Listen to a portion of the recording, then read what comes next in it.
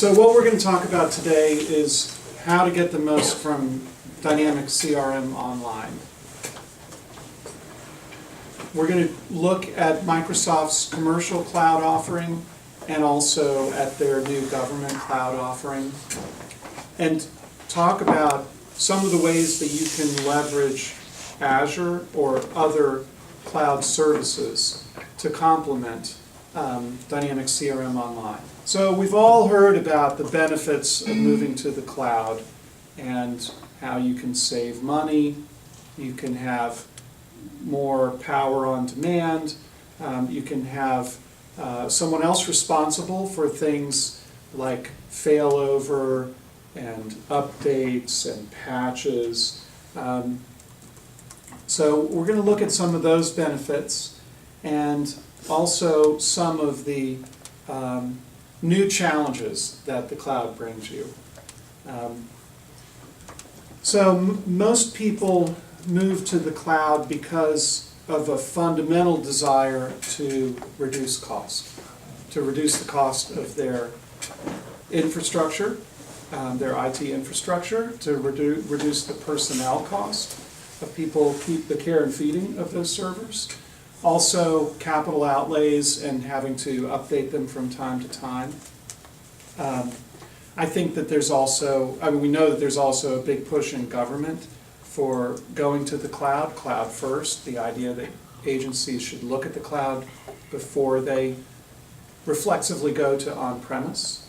So Microsoft is pushing to be one of the top cloud providers for you to consider. So some of these, I mentioned some of these nice attributes of the cloud that people seek. Having state-of-the-art security processes, having a data center more expensive than any you could build for your own needs, and people who are dedicated to stay 100% up to date with what's going on. CRM Online is really an extension of these general cloud benefits. It gives you infrastructure that's 100% up to date, always on the latest rev of CRM. It lets you spin up an environment very quickly, in theory.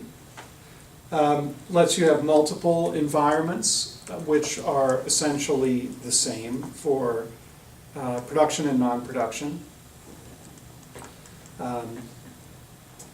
And it gives you a lot of flexibility. So Microsoft in January just released a new flavor of Dynamic CRM Online, which is for US government. This is hosted in the United States and manned exclusively by US citizens. So government agencies qualify to sign up for the government cloud offering. Also government contractors and organizations that are handling confidential government data. The pricing is very similar to the commercial cloud for Microsoft. There's also an Azure government cloud, which was made available at the same time. This is something that that's very exciting for people that are going to cloud first. And Microsoft has spent the time to get itself through a number of security hoops for CRM Online government. So one of the largest ones is something called FedRAMP,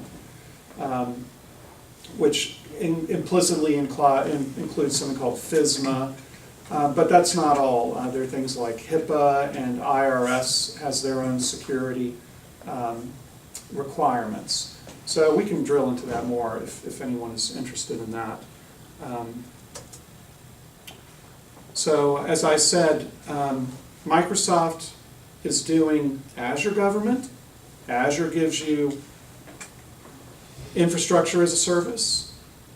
Lets you run virtual machines, also lets you run services like SQL Server, not on a VM, but just as a service. And then the third leg of the stool is Office 365, Microsoft's hosted email and productivity applications.